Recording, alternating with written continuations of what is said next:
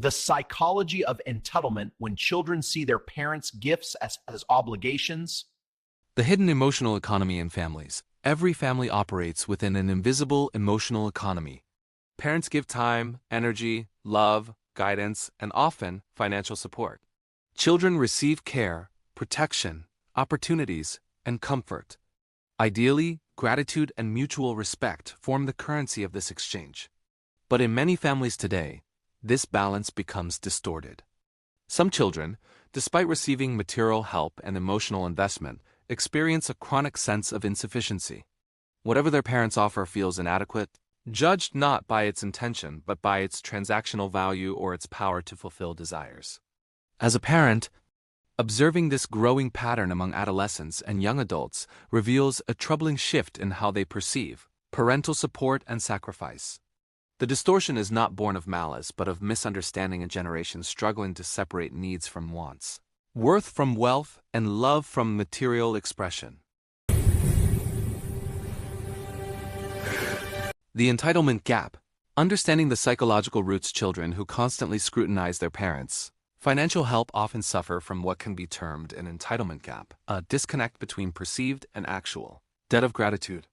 This gap forms when children unconsciously measure love by the magnitude or utility of what they receive. Several psychological and social factors can contribute to this mindset. Material validation culture. In a consumer-driven age, self-worth is often equated with purchasing power. Children raised in such environments internalize the idea that possessions are proof of value and love. Social comparison. Peer influence plays a major role in shaping expectations. When friends flaunt branded items or expensive experiences, monetary help from parents may seem small or insufficient, regardless of the giver's capacity. Emotional immaturity and cognitive bias. Young individuals often have an egocentric worldview. Lacking life experience, they struggle to appreciate the invisible labor behind money, the long hours, stress, and trade-offs parents face. Unresolved family communication patterns. Parents who rarely discuss financial struggles or who habitually buffer children from discomfort may inadvertently foster unrealistic expectations. Children grow up believing support is boundless. Delayed individuation. In some cases, overdependence on parents leads to resentment. Instead of gratitude, financial help triggers feelings of inadequacy or comparison, as the young person's self-esteem becomes tied to these exchanges. The emotional meaning of money between parents and children. Money is not only a practical resource, but also an emotional symbol. In a family context, financial help often represents care, love, and commitment. When a parent gives money freely, it is an act of self-extension, a literal giving away of one's time, energy, and part of life's livelihood. However, when a child evaluates such offering purely by purchasing power, asking, "What can this buy?" instead of "What does this mean?" the symbolic connection gets severed. The relationship starts resembling a contract rather than a bond. From a therapeutic standpoint, this signals a breakdown of empathic attunement, the ability to emotionally recognize the giver's sacrifice. The money's emotional weight vanishes, leaving behind only its market weight. Consider this scenario. A father who spent 40 years working blue-collar jobs offers his daughter $500 to help with her college books. The daughter, comparing it to her friend's parents who pay full tuition, sees it as barely enough. But that $500 might represent a week's worth of sweat, aching joints, and missed dinners. To him, it is not just currency, it is an offering of self. When gratitude fails to form, both sides suffer. The parent feels unseen, perhaps even rejected. The child, fixated on what's missing, loses the ability to emotionally receive.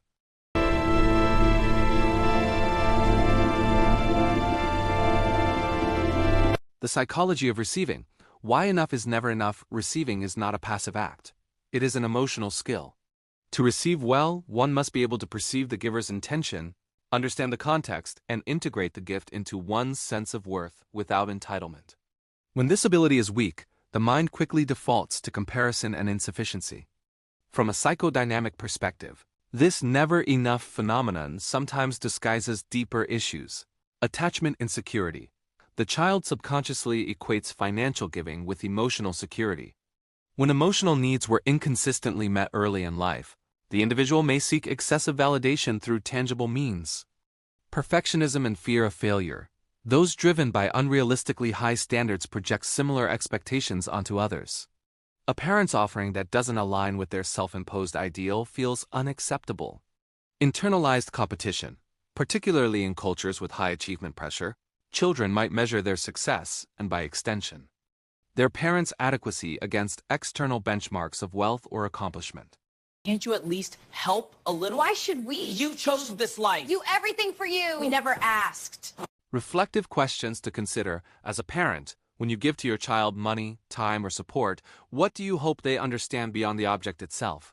As a child or young adult, when you receive from your parents, what are you truly measuring the gift's value or its meaning? Do you ever evaluate generosity through comparison rather than context? What feelings lie beneath that urge? How often do you talk openly in your family about financial realities, sacrifices, and emotional meanings tied to money? If you are a parent who feels unappreciated, how might you express your feelings without blame, inviting empathy instead of defensiveness? If you are a child who feels unsatisfied, what would enough look like, and is it truly about money or about something deeper? How might gratitude, practiced consciously, change the emotional climate of your family? These questions are not about blame, they're about insight. Family healing always begins with curiosity, not accusation. The cultural mirror. Society's role in shaping expectations, it is important to recognize that this behavior does not emerge in isolation. Media, advertising, and digital culture constantly reinforce the message that more is better. Children learn to associate self-worth with external symbols: phones, cars, luxury education, and soon, love itself becomes measured by these markers. Parents, meanwhile, often internalize guilt for not being able to keep up, turning family giving into performance. In therapy, this manifests as emotional exhaustion, parents trying to buy affection, children mistaking comfort for love, and everyone feeling unseen. Only by rejecting this external validation system can families reclaim the emotional meaning of giving. When a family redefines worth not through possessions but through purpose, connection, and shared values, true gratitude can emerge.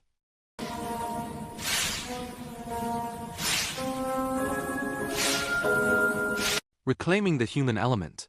Love over ledger at its core. The parent-child relationship is sacred precisely because it transcends transaction. Every gesture of giving, from buying groceries to paying tuition, is a small manifestation of love. Yet when love becomes filtered through the language of finance, its essence erodes. Therapeutically, both parties must move from accounting to acknowledgement. That means seeing beyond the number, the brand, or the comparative scale and focusing instead on relational intent. Receiving becomes an act of love. Giving becomes an act of faith. In emotionally healthy families, there exists an unspoken understanding: I see you behind your effort. Once that recognition blossoms, monetary gifts regain their soul. They become gratitude in motion, not currency in transfer. In conclusion here, a call to conscious reciprocity, the issue is not about how much is given, but how meaning is perceived. Children must learn that gifts from parents, especially those tied to hard work, carry emotional DNA. They are fragments of life, transformed into opportunity. Parents, meanwhile, must teach this lesson not through lectures but through lived authenticity, by modeling gratitude, humility, and clear boundaries. If a generation wants to build emotionally mature relationships with their parents, it begins by asking uncomfortable questions about privilege, effort, empathy, and enoughness. So the next time a parent offers help, pause. Instead of assessing its worth in dollars, ask, what did this cost them in time, energy, and care? Because often, what seems not enough in our eyes may represent everything in theirs.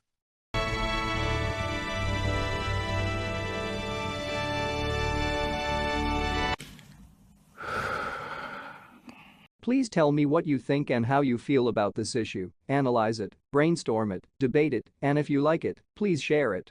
Thank you for watching. I truly and highly appreciate you, and God bless you.